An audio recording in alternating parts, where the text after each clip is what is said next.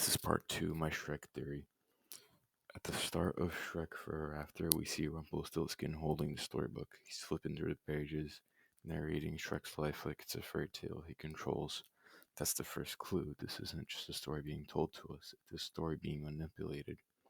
Rumpel isn't just a villain, he's the editor. He rewrites Shrek's past, erases his birth, and traps him in a fake world. That book is his weapon. Shrek doesn't realize it at first. He thinks he's just made a deal to get one day off. But the moment he signs that contract, he's giving up authorship of his own life. He's no longer the one writing his story. Rumpel is. That's why everything feels off. The world looks the same, but it's hollow. His home is gone. His friends don't know him. Fiona doesn't love him. It's not just a bad dream, it's a rewritten script. The book keeps showing up in key moments. It's not just background decoration, it's a reminder that someone else is pulling the strings. Every time Rumpel appears, we're reminded that he's in control. It's how he keeps control, it's how he traps people in contracts and fake realities, and Trek is stuck inside it, trying to fight his way out. But here's the thing, Shrek doesn't stay lost. He starts to remember, he starts to push back, and that's when the story begins to shift. The book might still be in Shrek's Rumpel's hands, but Shrek is starting to take his life back. That's the beginning of the reversal. The setup is clear. The book is power, and whoever holds it controls the story.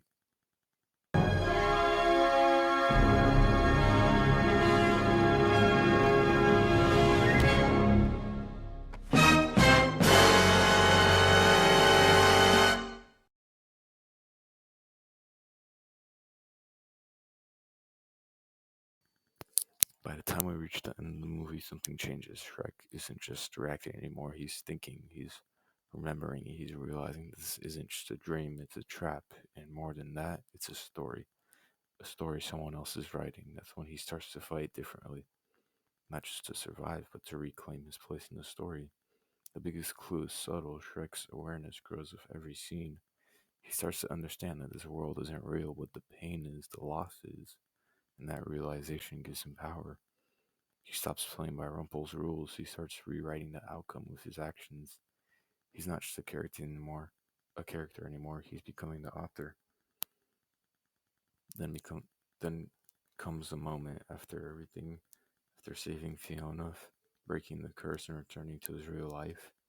Shrek is holding the book. It's not coincidence, that's the payoff. The book that started in Rumpel's hands is now in his. That's the twist. Shrek was aware. He knew. He lived through the rewritten version of his life. And now he's holding the proof. It's like he's saying, I saw what could have happened. I saw what I could have lost. And I'm not letting anyone else rewrite my story again.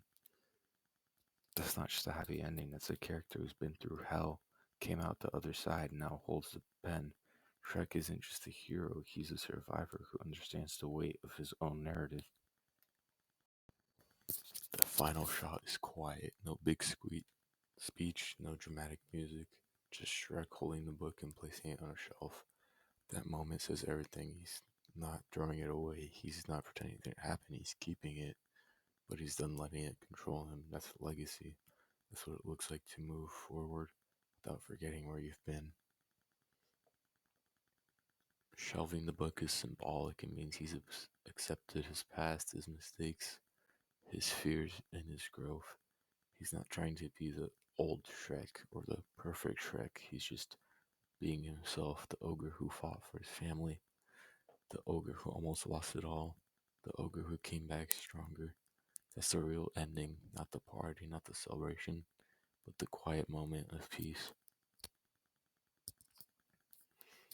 It also shows that Shrek understands the story isn't over. He's not closing the book forever, he's just putting it aside.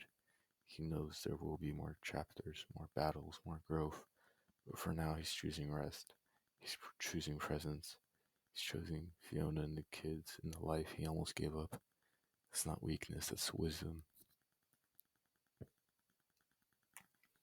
So when we see him place that book on the shelf, it's not just the end of a movie, it's the end of a mythic arc. Shrek went from being a character in someone else's story to author of his own, and now he's choosing to live it, not just read it. That's what makes Shrek Forever After more than a sequel, it's a legacy. Shrek's journey isn't just about ogres and fairy tales, it's about identity, sacrifice, and choosing love over ego. In Shrek Forever After, he learns that trying to escape his life only makes him lose what matters most. That lesson hits hard because it's real. We've all had moments where we wanted to run, to trade our grind for comfort, to rewrite the pain, but Shrek shows us that the life we're living, flawed, chaotic, and loud, is still worth fighting for. The alternate reality wasn't just a plot device, it was a mirror. It showed Shrek what happens when you forget your purpose, when you chase freedom without remembering why you started. Fiona didn't recognize him, his kids didn't exist, his legacy was gone. That's the cost of forgetting who you are. And when Shrek wakes up from it, he doesn't just celebrate, he reflects. That's why the ending feels so quiet. It's not just relief, it's wisdom. The book in his hands isn't just a symbol of control, it's a symbol of memory, of everything he went through, of every mistake, every fight, every moment of doubt. And instead of rewriting it, he shelves it. That's the message. You don't need to erase your past to move forward. You just need to own it. Shrek doesn't pretend it didn't happen, he accepts it. That's what makes him powerful. And that's why his theory matters, because Shrek's story is our story. We've all felt trapped in someone else's narrative. We've all wanted to escape, but the real win isn't in running, it's in returning, in choosing love, in choosing legacy, in holding the book, reading it, and saying, "This is mine, and I'm proud of it." So, what does it mean that Shrek shelved the book?